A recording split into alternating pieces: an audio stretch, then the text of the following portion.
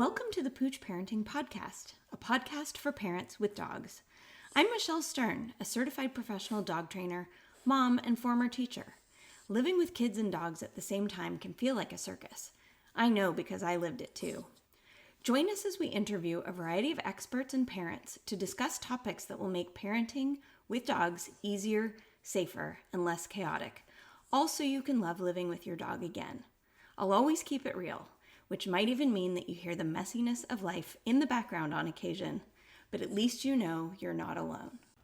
In today's episode, I'm going to touch on a really sensitive topic, so please consider this a potential trigger warning. What I am going to do is read to you a message that I received from someone in my email, and she wanted some help interpreting her dog's behavior because she was pretty horrified by it. So I'm going to begin this show today by reading what she said, and then I would love to dive in to it with you and see if we can break down the behavior a little bit so that it is something that we can understand. So here goes. Yesterday at the beach, my dog reacted in a way that I had never seen her act before with a child. This dog has been around my kids, neighbor kids, my nieces, so many people. But please do not come for me when I say this. We are all white. I live in a small town. It's predominantly white and Mexican folks.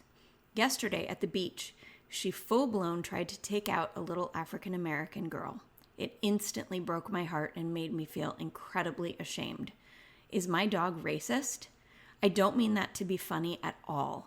She's never shown any aggression towards any children but this little girl. She was perfectly fine with the girl's dad, didn't pay attention to him at all. Or maybe it was because the little girl was splashing in the water. But my kids splash, and she does nothing. We were walking on a short lead. The little girl was about 6 feet away in the water playing, and my dog lost her mind. The dog was lunging, growling, totally out of character. Should I take her out more? Like, what do I do so this never happens again? I cannot have a dog that is going to act like that around people. She won't be able to go in public with me anymore if it ever happens again. Oof. First of all, I want to express a little bit of empathy for how this parent feels. Something like that is incredibly embarrassing. But for any of us who have dogs that act poorly in public, that's embarrassing too. So I don't necessarily know that this is any more or less embarrassing than any other inappropriate behavior that happens in public. And I want to start by saying that it is really hard for many of us, even dog trainers, maybe especially dog trainers, to separate the dog's behavior from us as individuals. So if our dog is acting poorly in public, how does that reflect on us? Does that mean we're poor owners or guardians? Does that mean that our skills as dog people are not good enough? Should we be better? Could we be better managing our dogs, right? And in this particular case, I can really understand how this mom would feel that if her dog behaves this way around a child who is not white, like other people in their community, that she might be then judged as being a racist. And the fact that she's asking this question leads me to believe that she is not a racist. So I would like to dive in a little bit and talk about how dogs behave in different contexts and what some contributing factors might be to this type of behavior. So I would like to start by saying that a dog at a beach is likely to be experiencing a lot of input. So maybe there's a lot of noise, there are kids playing, there are sounds, it could be hot out, etc. And dogs can experience something that we call trigger stacking. Now, trigger stacking essentially means the same thing as the straw that broke the camel's back. So for a dog who's trigger stacked at your house, different triggers might include the doorbell ringing, the pizza delivery guy coming, your child having a tantrum, construction next door, and maybe a dog nearby barking nonstop for an hour. And each of those little factors may impact your dog so much that cumulatively they're more than your dog can handle. Individually, each of those things may not be much of a trigger to your dog, but as a whole, it's more than they can put up with. Now, when you're on an outing with your dog, it's really common for all of the different inputs that can be happening, including the car ride to and from, etc., that each of those things may impact how your dog is feeling. So in this case, it's possible that the dog was just what we would say over threshold, that the dog has been trigger stacked and was unable to process a busy, boisterous, happy little girl who's splashing in the water. It is possible that her skin color in this case was completely irrelevant to the dog's behavior. We could think of it in another way too. There could be the circumstance where maybe something stung the dog right at that moment and the dog acted out coincidentally at the same time that this little girl was close by. It's really impossible for us to say what could have happened in that exact moment to cause that exact reaction to that particular child. Now, let's talk a little bit about racism in general. And I would like to start off by reading a definition from the Merriam-Webster Online Dictionary. And I'm going to read you two different definitions. The first one is having, reflecting, or fostering the belief that race is a fundamental determinant of human traits and capacities, and that racial differences produce an inherent superiority of a particular race. Now, can a dog feel that? No, they cannot. Here's another definition. A person who is racist.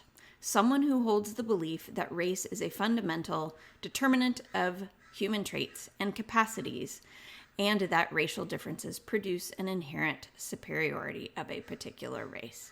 So, those again, very similar to one another. Can a dog hold those beliefs? No, I don't believe that a dog can.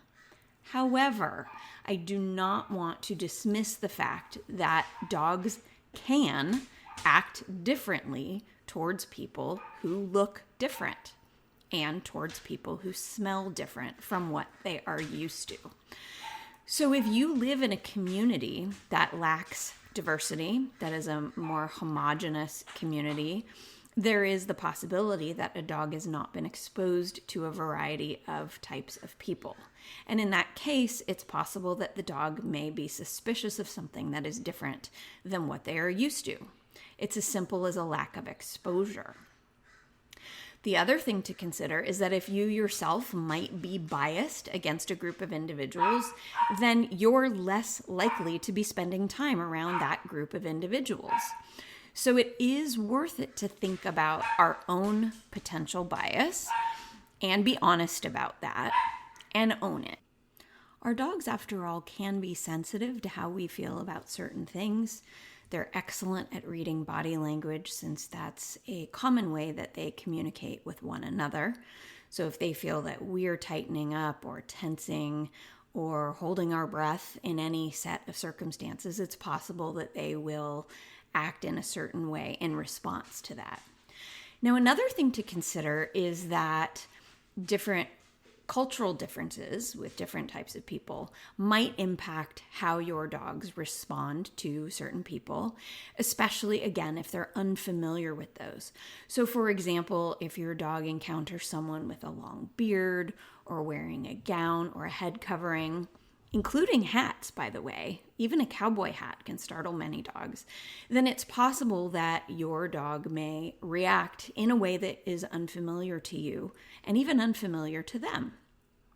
So one way that you can integrate a variety of different types of people into your dog's early socialization period when they're young is to go out and about and be really intentional about places that you go so that your dog can take in a variety of different types of people. Locally around me, I live in the San Francisco Bay Area, and so we're a very diverse community here. But I like to take my puppies or puppies that I am fostering, for example, or even clients, to places like Home Depot, because in that type of a venue, we see people of all ages, shapes, and sizes. There are people wearing uniforms for work of all different types, hard hats and baseball caps. We see the workers in the store who are all wearing aprons. We see people pushing different types of carts, driving different types of vehicles, etc. So Home Depot, in our case, is a really interesting, diverse type of place to go where we can see a variety of people that the dogs may or may not have seen before. It's hard to find another place where so many different people are wearing different types of uniforms all in one place, for example. You may see a similar type of reaction to your dog if you live in a place that has seasons, because a dog who is raised in the summer may be very surprised or fearful in the winter when people are wearing layers of puffy clothing with hats, possibly facial coverings to protect their skin from harsh winter weather. So again, you can role play, you can play dress up, you can put on weird outfits and things of that nature so that your dog can get used to seeing things in a low stakes environment, maybe even in the privacy of your own home, which might guard you against some of the embarrassment that you may have felt in this particular case. So I'd like to address one final piece of the message that I got, which says, I cannot have a dog that behaves like this. And this is a really common attitude. It's a common feeling, a sentiment that I cannot have a dog that will act like that. And I see it a lot with people whose dog growls if they pick up a treasured item from the dog and they say, oh, I cannot live with a dog who growls, or I cannot live with a dog who protects himself. But really, we need to reframe our thought process during that. What we are, I think, trying to say when we say I cannot have this is that this is uncomfortable. But really what we need to do is think about what is causing that behavior to happen in the first place. And then we need to put in some effort to helping our dogs feel safe so that they don't behave that way. So saying you cannot have a dog who does this means that we need to do a deep dive. We need to reflect, where could this behavior be coming from? How can I adjust my dog's environment so that my dog doesn't feel unsafe, so that my dog doesn't feel compelled to act like that with people? Now, it might be as simple as leaving your dog home when you go to the beach, and that can be a really hard pill to swallow when you got a dog to accompany you on all of your family's outings. But at the end of the day, we need to work with the dog in front of us. And if that dog is uncomfortable being in an environment like that, then it's unfair of us to drag them along with us just because we want to bring them. So Mama, I'm really sorry that you were embarrassed by your dog's behavior in these difficult circumstances, but I don't want you to necessarily blame yourself, but instead to consider the variety of circumstances that might have led up to your dog's behavior. A lack of exposure in your dog's early days may certainly be a really significant factor in this. And unfortunately, past a certain age, the socialization window has closed. That does not mean that you can't do short, brief outings where your dog is exposed to new things, but I would caution you into being really careful about not overdoing it. We don't want to overwhelm the dog and put them in a difficult circumstance just to try to prove a point and reduce our own discomfort.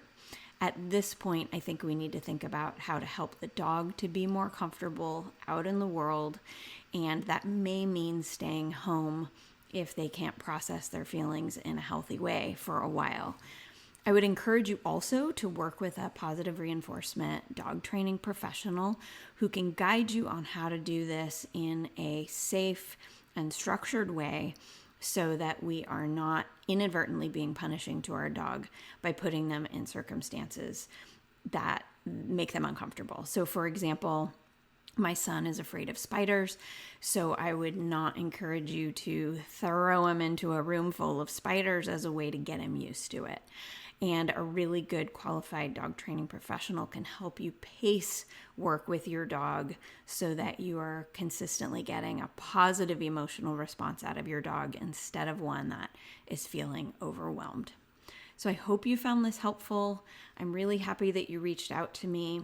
And again, no, your dog is not a racist, and there are a variety of circumstances that could have led to this outburst. I'm glad that everybody is safe and that you are paying attention. Good job, Mama. Tune in next time. Thanks again. Bye. If you enjoyed today's episode, please rate and review on your favorite podcast app. If you're a parent and you would love someone you could talk to about your kids and dogs at any time and be part of a great community of other like-minded parents, please visit www.safekidsanddogs.com so you can learn more about the Pooch Parenting Society. If you're a dog professional and would love to build your confidence working with families who have children and dogs, I would love to invite you to join the Pooch Parenting Coach Collective. To get more information or to join the waitlist, please visit www.safekidsanddogs.com/coach-collective. I would love to have you inside the community so that you can say yes to more clients. Take care.